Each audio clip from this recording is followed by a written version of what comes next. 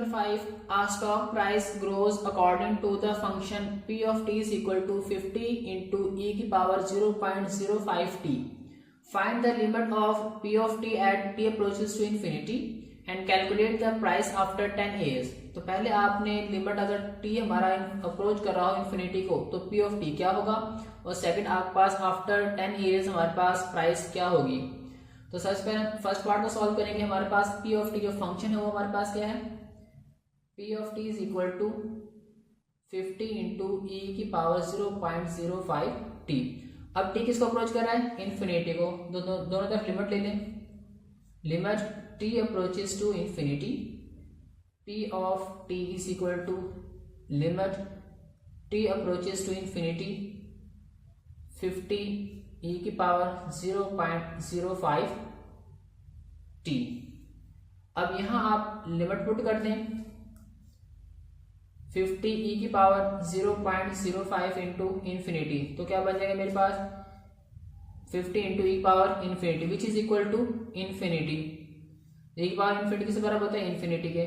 50 into infinity और infinity किसी number से मल्टीप्लाई करें तो वो भी क्या होगा मेरे पास, इन्फिनिटी होगी. तो इसका आंसर मेरे पास क्या आएगा, इन्फिनिटी.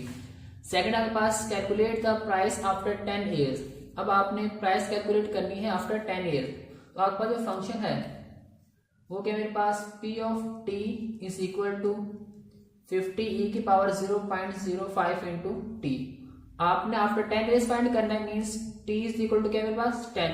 तो यहाँ पुट कर दें p ऑफ 10 50 इंटू e की पावर 0.05 इंटू 10.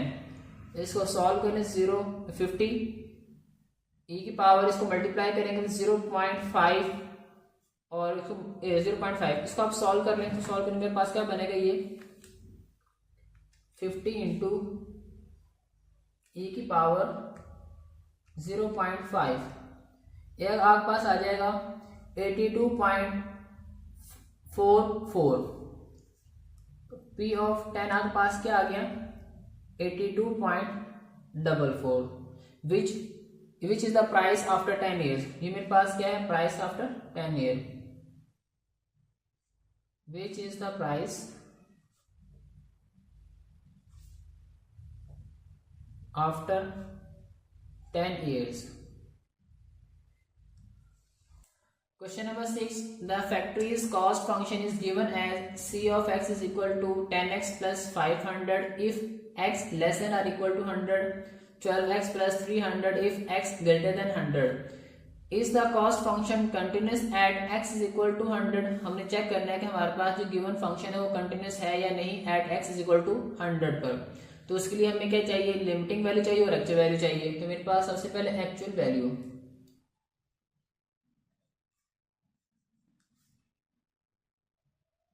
एक्चुअल वैल्यू मेरे पास क्या होगी, c of 100 is equal to, अब 100 इक्वल टू 100 मेरे पास क्या है 10 इंटू 100 प्लस 500. 10 को 100 से मल्टीप्लाई करेंगे 1000 प्लस 500 ऐड करेंगे आपके पास क्या आएगा 1500. c ऑफ 10 आपके पास क्या आ गया 1500. ये आपके पास एक्चुअल वैल्यू है. अब आपने क्या करना है, लिमिटिंग वैल्यू फाइंड करनी है. नाउ लिमिटिंग वैल्यू मेरे पास क्या होगी, वो आपने लेफ्ट हैंड लिमिट और राइट हैंड लिमिट फाइंड करनी है. तो लेफ्ट हैंड लिमिट आपके पास क्या होगी, now left hand limit x approaches to मेरे पास नेगेटिव 10 माइनस मीन्स कि मेरे पास x 100 x लेस देन 100. अब आपने गिवन फंक्शन में देखना है कि मेरे पास x लेस देन 100 कहां पर, x लेस देन 100 मेरे पास ये है. यहाँ फंक्शन मेरे पास क्या आएगा 10x प्लस 500. अब यहाँ आप लिमिट अप्लाई कर दें, जहां जहां x वहां 100 पुट कर दें.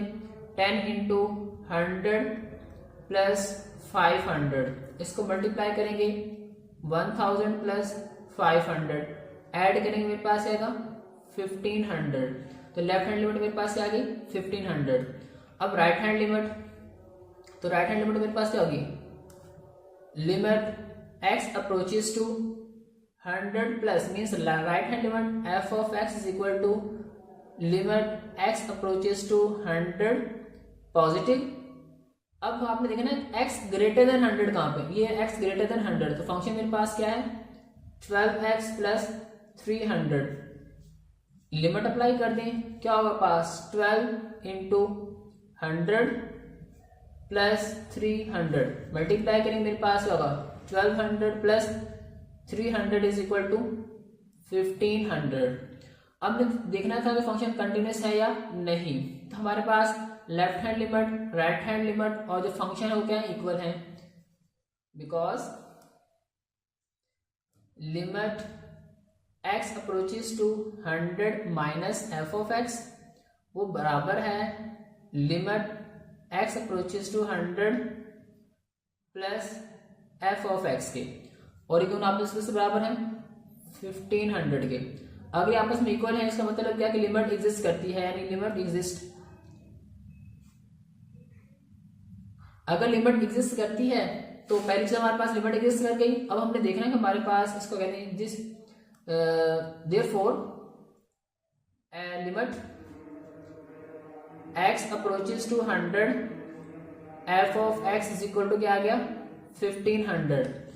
अब हमने देखा है क्या हमारे पास जो एक्चुअल फंक्शन और लिमिटिंग वैल्यू सेम है कि नहीं।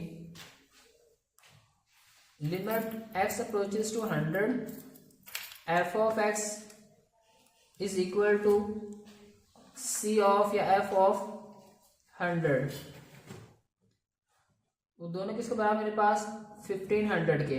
अगर मेरे पास लिमिटिंग वैल्यूज और फंक्शन की वैल्यू इक्वल आ जाए तो we can say that function यानी c of x is continuous, c of x is continuous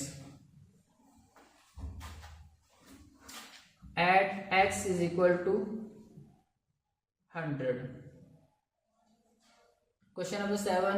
Inflation is modeled by I of t is equal to I naught e की power 0.03t, where I naught is the initial price index and t is the number of years. First question, find the inflation rate after 5 years if I naught is equal to 100. तो first of all हमारे पास जो function है inflation function I of t is equal to I naught e की power 0.03 t। हमने क्या find करना है inflation rate.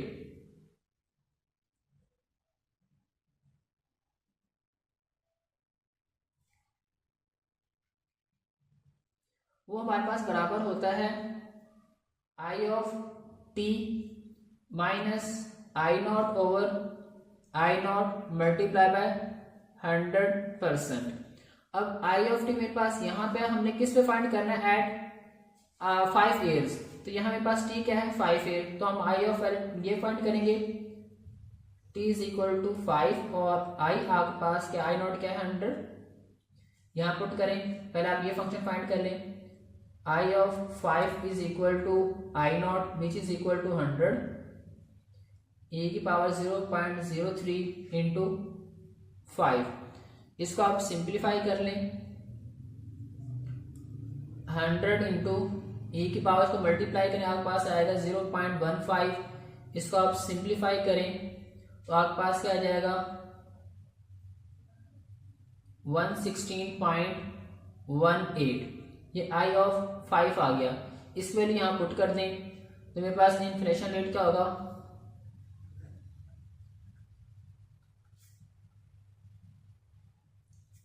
I of T मेरे पास 116.18 माइनस आई नॉट आपके पास क्या है 100 ओवर 100 मल्टीप्लाई बाय 100%। इसको सिंप्लीफाई करें तो मल्टीप्लाई और डिवाइड करने के बाद मेरे पास फाइनल आंसर आएगा 16.18%। सेकंड आपने फाइंड करना था what is the expected price index after 10 years, कि आपके पास आफ्टर 10 इयर्स क्या प्राइस होगी। तो हमारे पास एक गिवन फंक्शन है जहां मेरे पास टी है, वहां आप क्या पुट करेंगे 10 पुट करेंगे। तो यहां मेरे पास second part I of T is equal to I naught e की पावर 0.03 ऑफ टी। अब यहां मेरे पास टी 10 है और जो हमारे पास आई नॉट वो क्या है मेरे पास 100, यहाँ वैल्यूज पुट करते हैं। I of 100 is equal to, sorry I of 10, I of 10 is equal to I naught 100 है, e की पावर 0.03 इंटू 10। इसको आप सिंप्लीफाई कर लें, 100 e की पावर 0.3, इसको आप सिंप्लीफाई करें, आपके पास क्या आएगा 134.99। Question number 8, the cost to produce x unit is c of x is equal to 5x plus 20 if x less than or equal to 10, 6x plus 10 if x greater than 10, is the cost function continuous at x is equal to 10। हमें इस cost function को check करना है कि continuous है कि नहीं eight x is equal to 10 पर। तो फर्स्ट ऑफ ऑल हमारे पास जो एक्चुअल वैल्यू फाइंड करेंगे, एक्चुअल वैल्यू आपके पास क्या होगी at 10 c of 10 is equal to, मेरे पास फंक्शन कौन सा है x इज इक्वल टू 10, मेरे पास आएगा 5 इंटू 10 प्लस 20, 5 को 10 से मल्टीप्लाई करें 50 plus 20 which is equal to 70। तो एक्चुअल वैल्यू आपके पास क्या है 70। आपने लिमिटिंग वैल्यू फाइंड करनी है।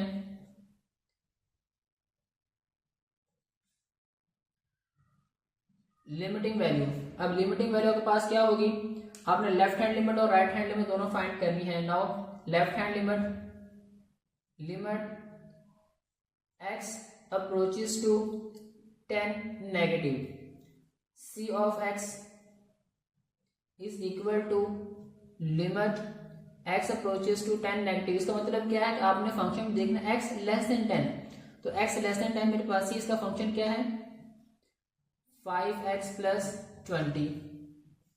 तो आप 10 पुट कर दें, 5 इंटू 10 प्लस 20, 5 को 10 से मल्टीप्लाई करेंगे 50 plus 20 which is equal to 70। अब आप राइट हैंड लिमिट फाइंड कर लें, limit x approaches to 10 positive, c of x is equal to limit x approaches to 10 positive. अब आप में x ग्रेटर देन 10, तो x ग्रेटर देन 10 ये है, इसका फंक्शन क्या है मेरे पास 6x प्लस 10। यहाँ लिमिट अप्लाई करते हैं, क्या होगा आपके पास 6 इंटू 10 प्लस 10, 6 को 10 से मल्टीप्लाई करेंगे 60 plus 10 which is equal to 70। तो आपके पास left hand limit, because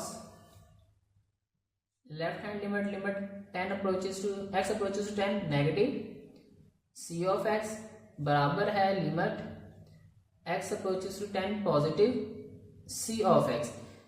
this implies that अगर मेरे पास दोनों इक्वल हैं तो लिमिट एग्जिस्ट करती है, लिमिट एग्जिस्ट। अगर लिमिट एग्जिस्ट करती है तो हमारे पास लिमिटिंग वैल्यू हमारे पास है limit, therefore limit x approaches to 10 c of x is equal to 70।